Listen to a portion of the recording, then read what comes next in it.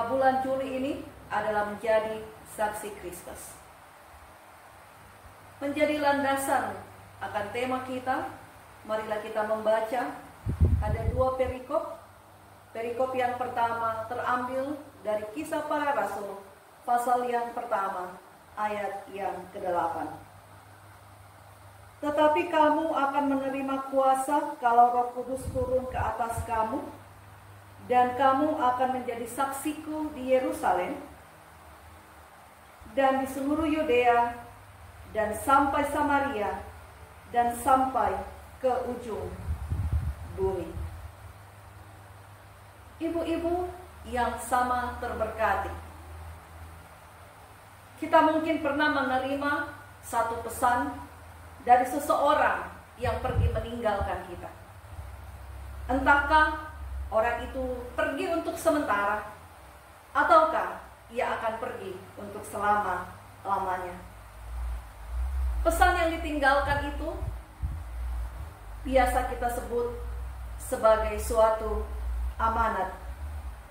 Amanat yang harus dijalankan, amanat yang harus dikerjakan, dan biasanya akan ada perasaan bersalah jika kita tidak melaksanakan pesan yang ditinggalkan tersebut.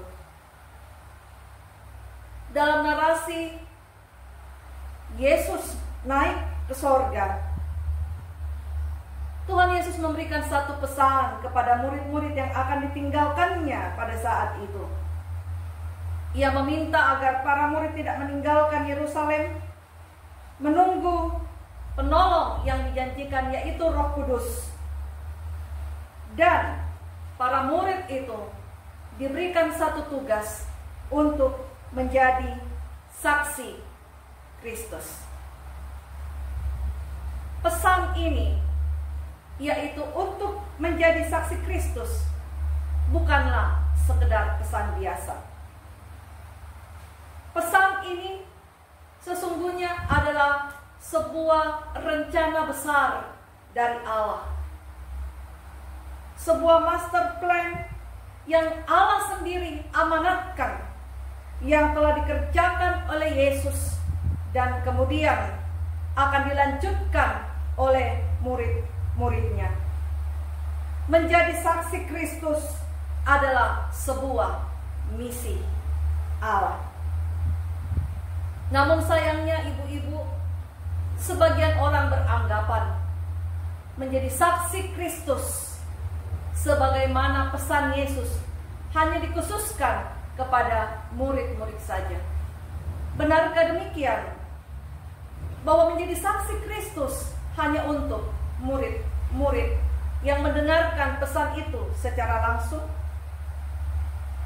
Mari kita melihat apa yang dikerjakan oleh ke-11 murid-murid itu. Bahwa kemudian setelah mereka menerima Roh Kudus, para murid itu mengajarkan orang lain tentang Yesus. Gereja mula-mula pun kemudian melaksanakan suatu gerakan penginjilan besar-besaran. Kita bisa membaca di dalam Kisah Para Rasul pasal 8 ayat 1b dan ayat yang keempat, bahwa jemaat mula-mula pun melaksanakan tugas penginjilan. Sehingga mari kita memaknai bahwa menjadi saksi Kristus sebenarnya adalah tugas saya dan Anda sekalian. Kita adalah pelanjut daripada misi yang telah dikerjakan oleh Yesus ini. Ini berarti saudara-saudara, bersaksi bagi Kristus adalah panggilan bagi semua orang tanpa terkecuali. Tidak ada alasan bagi seorang Kristen untuk tidak menjadi saksi. Jika ia merasa bahwa ia adalah murid Kristus, maka bersaksi itu atau menjadi saksi akan menjadi sebuah gaya hidup. Karena ini adalah perintah Tuhan bagi warga gereja. Maka kalau kita tidak bersaksi, kalau kita tidak menjadi saksi, maka itu adalah sebuah kesalahan. Menjadi saksi juga tidak hanya sekedar dalam sebuah program-program gereja, tetapi harus menjadi proyek pribadi. Sekali lagi, menjadi saksi Kristus adalah proyek pribadi yang harus kita kerjakan bersama. Ibu-ibu yang terberkati di dalam Kristus, jika suatu hari ada yang meminta Anda untuk menjadi saksi, maka perhatikan dua hal ini. Janganlah Anda mau menjadi saksi jika Anda tidak tahu peristiwa tersebut. Yang kedua, jangan Anda mau menjadi saksi jika hanya mendengar dari orang lain. Namun jika Anda tahu persis kejadian tersebut, Anda melihatnya secara langsung, maka tanggung jawab Anda adalah harus menjadi saksi. Dalam kaitan kita semua menjadi saksi Kristus, maka pertama-tama kita harus meyakini sendiri bahwa kita pun sendiri tengah dan telah mengalami, menyaksikan Yesus itu dalam kehidupan pribadi. Kita tidak akan pernah mungkin bisa menyaksikan tentang Yesus jikalau kita sendiri belum mengalami perjumpaan pribadi dengan Yesus. Pengenalan kepada pribadi Yesus yang benar, yang sungguh, maka panggilan untuk menjadi saksi dari Kristus itu tidaklah akan menjadi satu beban. Relasi yang harmonis, relasi yang baik antara diri kita dan Kristus justru akan mendorong kita untuk semakin giat menceritakan tentang Yesus. Ketika murid-murid menerima pesan ini, Yesus pun mengingatkan kepada mereka. Dikatakan dalam pembacaan kita tadi, kamu akan menerima kuasa kalau Roh Kudus turun ke atas kamu.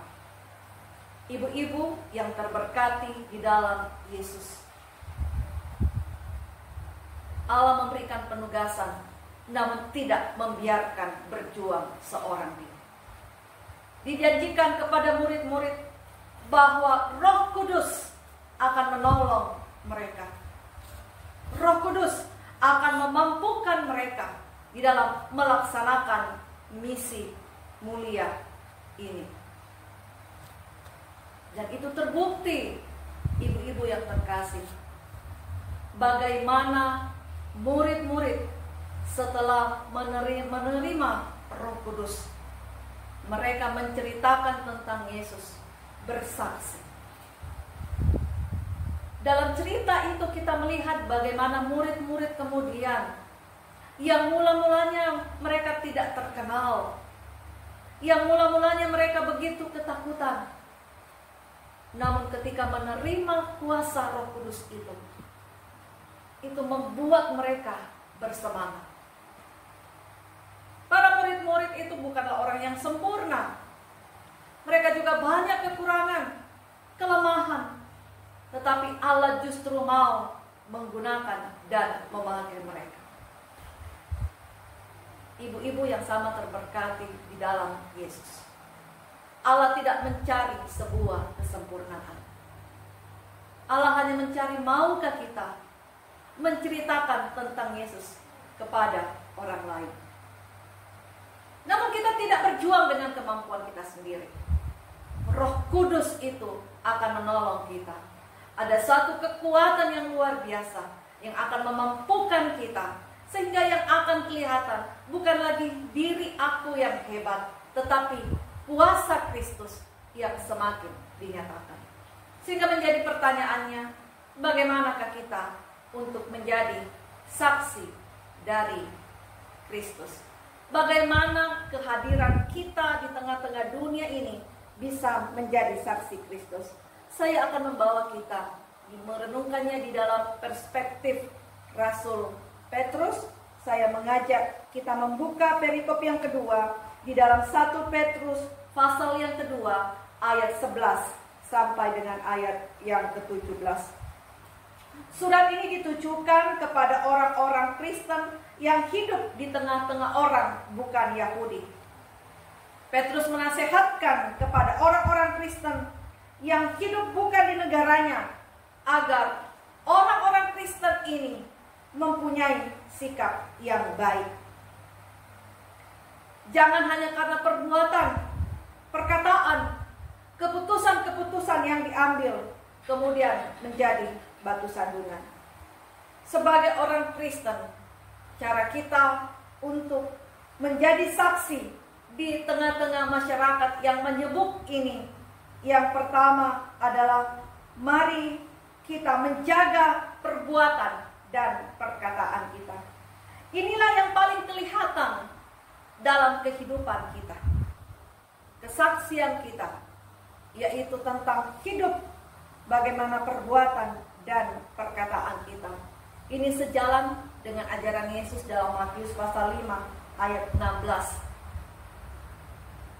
Bagaimana terang itu berbicara tentang sebuah kesaksian yang berpengaruh. Sangat ironis jika perkataan dan perbuatan kita tidak memuliakan Allah. Perbuatan kita, perkataan kita, keputusan-keputusan yang akan kita ambil hendaknya mencerminkan Kristus yang hidup di dalam diri kita. Pikirkanlah, ibu-ibu yang terkasih, ketika orang melihat Anda, apakah mereka sedang melihat Tuhan atau sedang melihat hantu? Kita bisa menjadi saksi di tengah-tengah masyarakat yang menyemuk. Yang kedua, di dalam 1 Petrus tadi adalah kita menjadi warga negara yang baik. Kak, 3. Bagaimana cara kita untuk menjadi saksi di tengah masyarakat yang menyemuk? Yang kedua, di dalam 1 Petrus pasal 2 ayat 13 sampai 14 yang dapat saya simpulkan, bagaimana kita dapat tunduk kepada lembaga manusia, menghormati pemerintah. Mereka adalah lembaga manusia yang telah ditetapkan Allah, di mana pemerintah akan hadir sebagai wakil Allah. Saat itu orang-orang Kristen pun hidup di dalam pemerintahan yang menolak kehadiran gereja. Namun pada saat itu juga, pada saat yang sama, orang-orang Kristen diharuskan tunduk. Namun kita harus jeli apa yang dilakukan oleh orang-orang Kristen yang menerima surat Petrus ini, bahwa tunduknya manusia pertama-tama harus tunduk dulu kepada Allah. Ada dua ekstrim tentang menjadi saksi. Ekstrim yang pertama, ibu-ibu, orang sering berkata bahwa kita harus berani berbicara tentang Injil. Yang kedua, orang sering berkata bahwa cukuplah lewat gaya hidup. Ibu-ibu yang sama terberkati oleh Kristus Yesus, sekali lagi kita hidup bersama-sama dengan orang-orang lain di sekitar kita. Pentingnya di sini kita meminta hikmat Tuhan dalam kita membicarakan tentang Injil. Jika saatnya tepat, ambillah kesempatan itu berbicara tentang Yesus. Namun juga jangan bertindak konyol. Perbuatan kita pun tanpa berbicara tentang berita Injil hanya akan menjadi suatu perbuatan baik semata. Perbuatan baik kita harus juga bersama-sama menceritakan tentang berita Injil itu. Kita dipanggil untuk melanjutkan misi besar Allah melalui Gereja Kibait. Saya mengajak semua ibu-ibu, mari kita tampil menjadi saksi Kristus. Roh Kudus akan memampukan saya dan saudara menjadi pelaksana misi Allah ini. Tuhan Yesus memberkati.